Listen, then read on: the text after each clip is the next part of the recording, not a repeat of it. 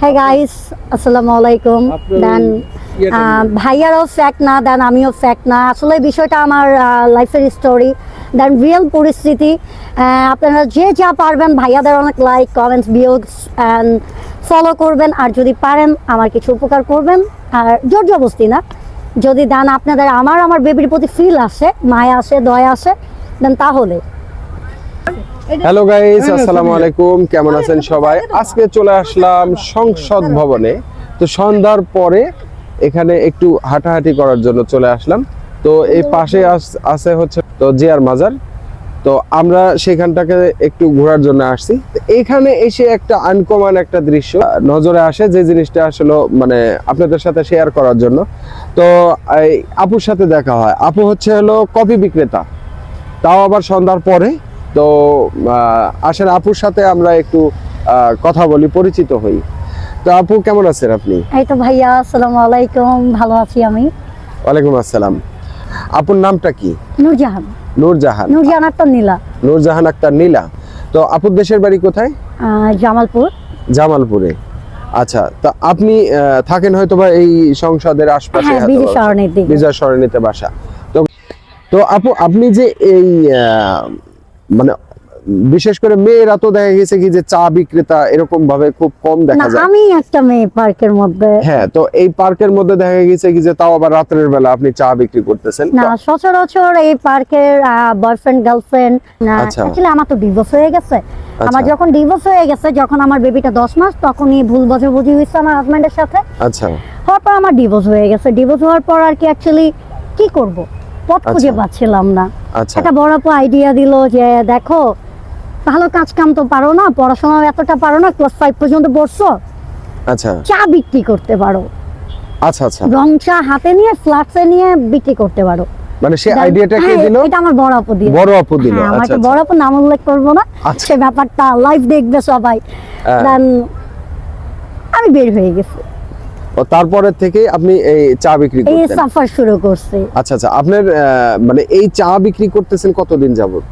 মানে এই এক বছর যাবত আপনি এরকম ফ্ল্যাক্সে নিয়ে, মানে এই পার্কেই বিক্রি করেন না আরো অন্য কোথাও যান?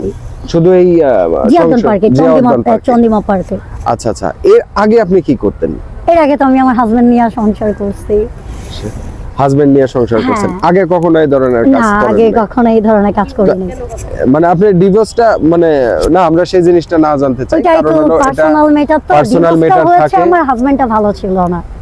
আচ্ছা আচ্ছা, দেন আমি ভুল পারসন, মানুষ মিস্টেক করে, ভুল পারসন চুজ করে লাইফে।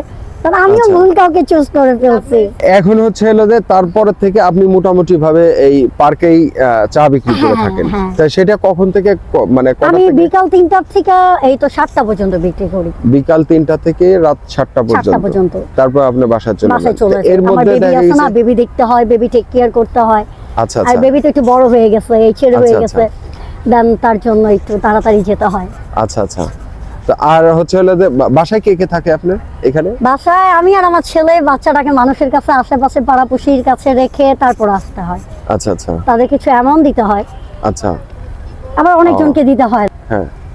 তো এই যে আপনি চা বিক্রি করতেছেন, মোটামুটি মানে আপনার কষ্ট হয় না? বা এই যে মানে এই সংসার চালাতে কিরকম, মানে আর্নিং পয়েন্ট কত কিরকম আসছে? এটা তো অবশ্যই হয়, কোনোদিন বেচা হয়, কোনোদিন বেচা হয় না, কোনোদিন বেচতে পারি, কোনোদিন বেচতে পারি না।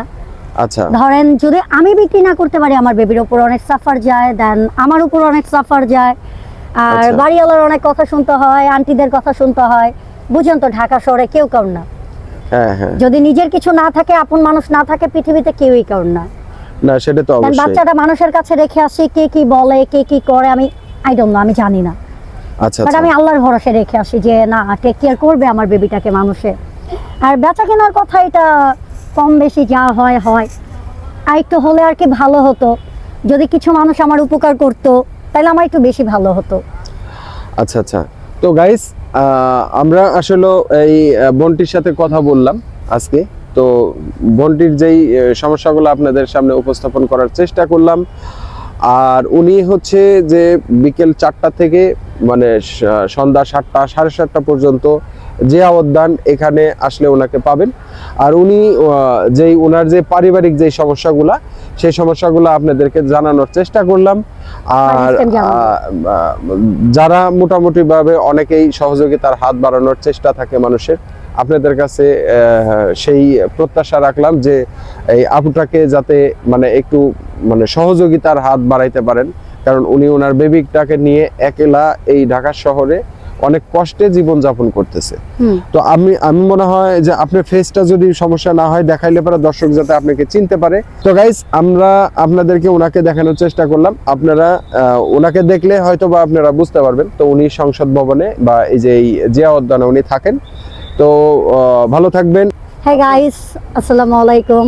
দেন ভাইয়ারও ফ্যাক্ট না, দেন আমিও ফ্যাক্ট না। আসলে বিষয়টা আমার লাইফের স্টোরি, দেন রিয়েল পরিস্থিতি। আপনারা যে যা পারবেন ভাইয়াদের অনেক like, comments, views and follow করবেন। আর যদি পারেন আমার কিছু উপকার করবেন। আর জোর জবরদস্তি না, যদি দেন আপনাদের আমার বেবির প্রতি ফিল আসে, মায়া আসে, দয়া আসে, দেন তাহলে অবশ্যই আমরা ওনার কাছ থেকে চা খাবো। আর তাহলে আপু চা দেন।